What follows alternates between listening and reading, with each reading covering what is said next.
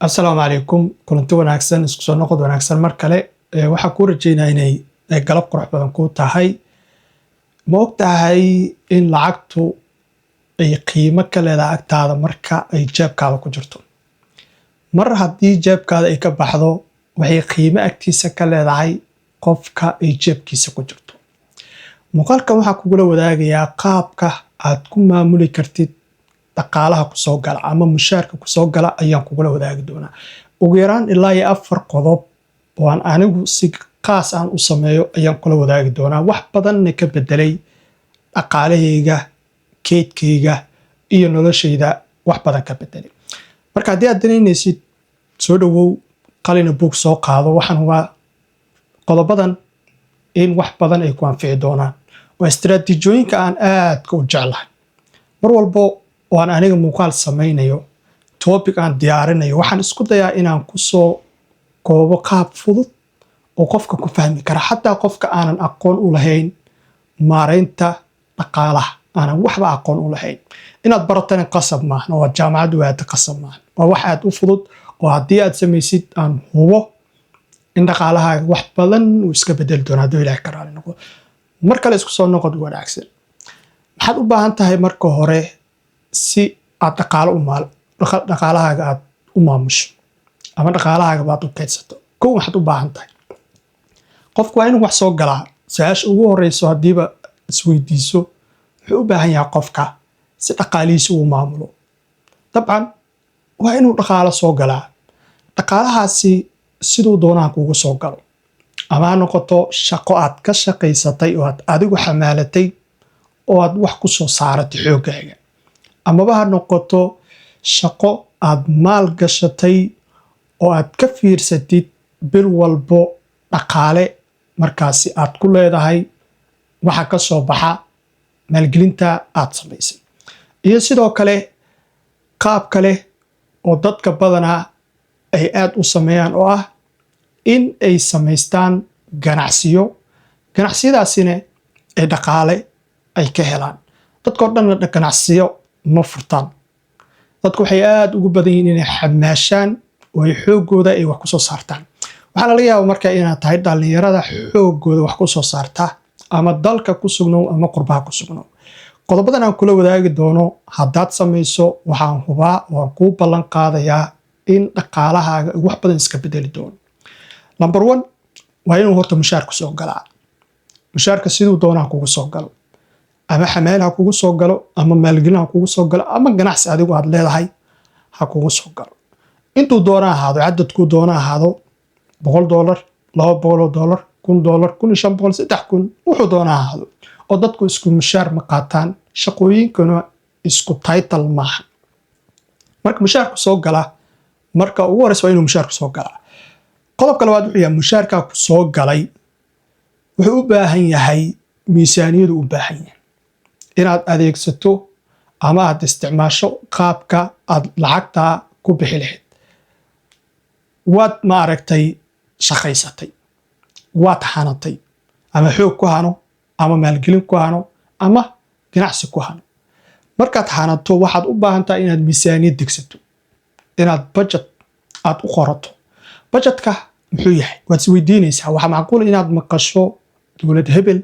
miisaaniyaddeedu sanadkii waa intaasoo bilyan oo dollar oo loola jeedo dowladda nidaamyada wasaaradaha ciidanka iyo wax kastoo constitutionka soo hoosgalaya in ay ku baxda lacagtaasi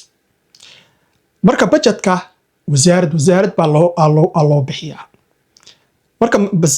marka wasaaradda loo bixiyo ayaa lagu maamulaa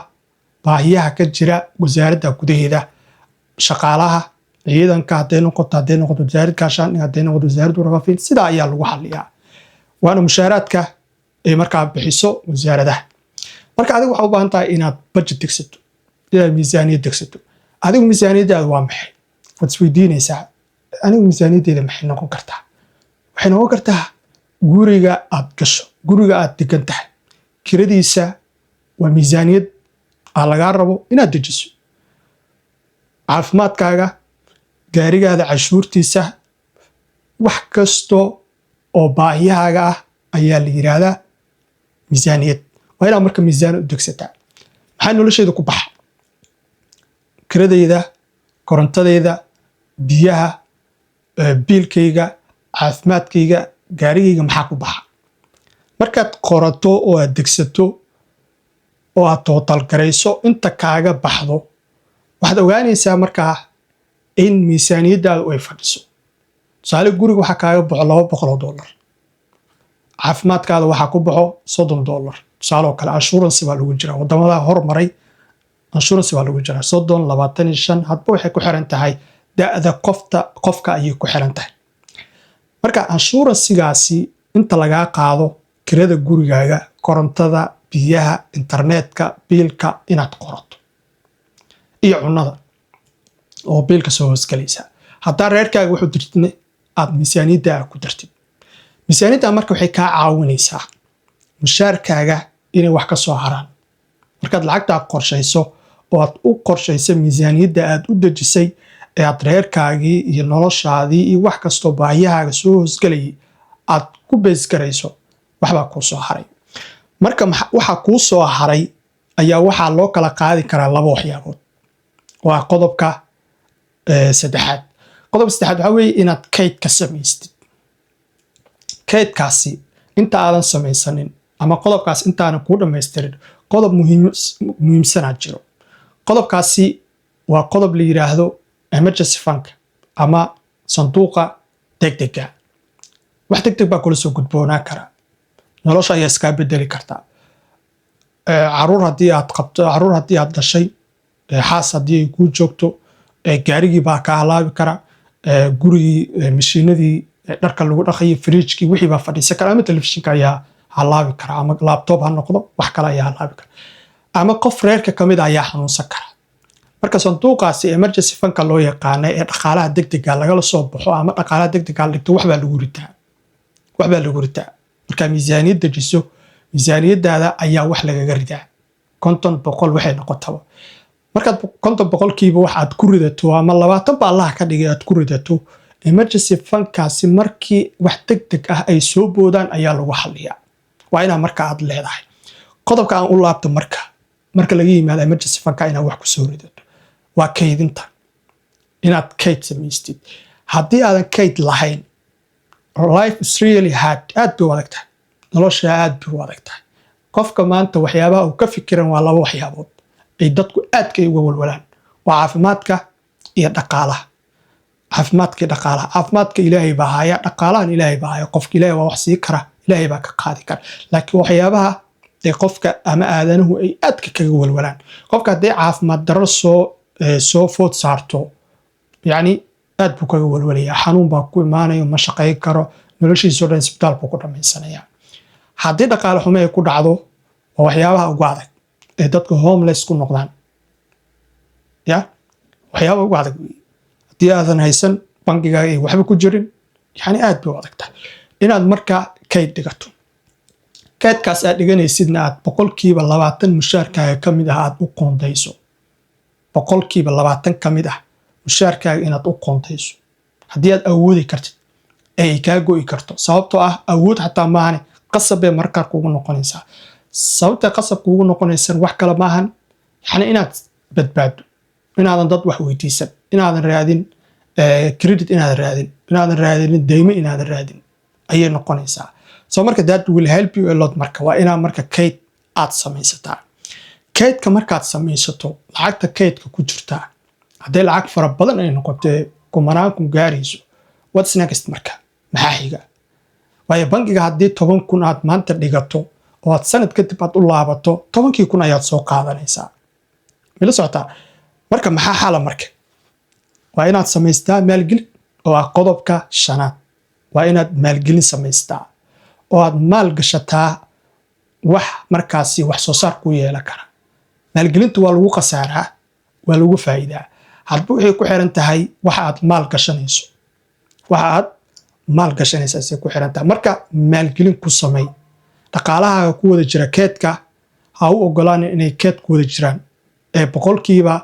ama 3 meelood 2 meel ama meel kamid ah maal gasho 2 meel ka dhigo keed ka dhigo mila socota 2 meel keed ka dhigo taa marka way ku caawinaysaa oo lacag bay kuu soo saaraysaa. haddaad guri iibsato dhaqaalo buu kuu soo saarayaa, hantida ma guurtada. haddaa iibsato gaari lagugu shaqeeyo dhaqaalo buu kuu soo saarayaa. haddaa sheer ku darsato shirkad ama qof walaala aad sheer ku darsato dhaqaalo bay kuu soo saaraysaa. hadday shirkaddaa marka dambe aysan qarxin ama aysan suuqa bixin markaa dhaqaalihii aysan dhuminin. marka qodobadaasi sameey, waxaan hubaa waan kuu damaanad qaadayaa qodobadan haddaad samayso